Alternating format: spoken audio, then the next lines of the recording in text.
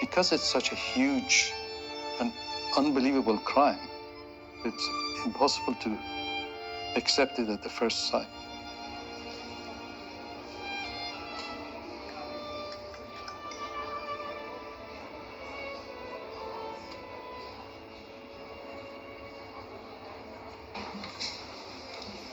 Please rise. China Tribunal, final sitting. Sir Jeffrey Nice, QC, in chair. Please be seated. Good morning, ladies and gentlemen. This is the judgment of the tribunal. For over a decade, the People's Republic of China has stood publicly accused of acts of cruelty and wickedness that match the cruelty and wickedness of medieval torturers and executioners. The China Tribunal is being led by Sir Jeffrey Nice, QC, world-leading expert on genocide, crimes against humanity. He agreed to establish an independent tribunal with a number of other distinguished colleagues and to shine a light on a very dark place. It should be made clear that it gives the tribunal no pleasure to reach this conclusion, to which it is driven by evidence and the application of reason and logic, together with its appraisal of witnesses who gave evidence. Over 50 witnesses testified. Ms. Yang, is this your statement? 杨女士，这个是不是您的证词？是。 Yes. Are you going to give your evidence in English or in Chinese? 我说中文吧。 In Chinese. Ask you to remember that it is very important to tell the truth, the whole truth, and nothing but the truth. 请让我先提醒 28 were fact witnesses, and the rest were experts and investigators. The reading materials that was given to the tribunal went into thousands of pages. If you look at page 133... This is the first tribunal where there's been a documentation process for the actions of the Chinese state. There is no international court that could look into the evidence, could identify those responsible. The People's Tribunal is filling this gap. People's Tribunal are set up to investigate, in particular, the massive crimes that committed by states or state organs, which are not, for one reason or another, handled by either United Nations or other international bodies who could have handled. The conclusion shows that very many people have died indescribably hideous deaths for no reason, that more may suffer in similar ways, and that all of us live on a planet where extreme wickedness may be found in the power of those, for the time being, running a country with one of the oldest civilizations known to modern man, which ideally we should be able to respect, and from which we should be able to learn. It's very sad that those who constantly supported China and justified its actions did nothing. Transplantation Society and other groups also tried to ignore the matter, what the tribunal has now termed as willful blindness. The PRC has done little to challenge the accusations, except to say that they were politically motivated lies.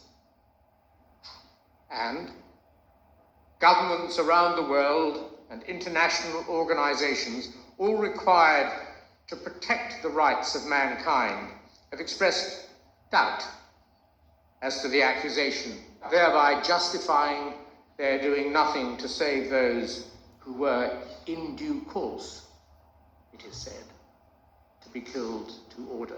So many people are unnecessarily afraid of China and kowtow to China, and so few people are prepared to speak up boldly. You look at the UN, they target certain countries. China seems to always get off. The Chinese government were given the opportunity at every stage to appear as witnesses, and they failed to produce evidence or witnesses. China has taken much more aggressive, assertive actions to prevent any information being known about, and that's an escalating trend. What this tribunal did is that not only is this happening beyond a doubt, but certainly they also said this is a crime against humanity. Victim for victim and death for death, the gassing of the Jews by the Nazis, the massacre of the Khmer Rouge, or the butchery to death of the Rwanda Tutsis may not be worse than cutting out the hearts, other organs,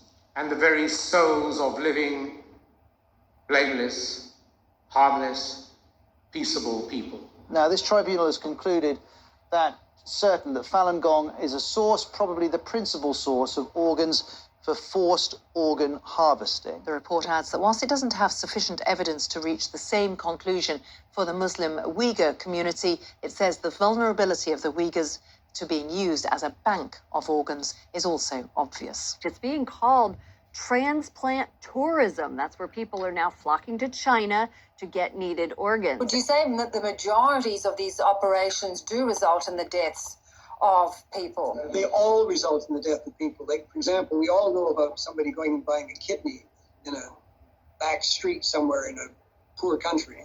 The fact is, in China, they take both kidneys and other organs as well. So nobody survives these organ transplants because they, as I say, they're dead after all of their organs are removed.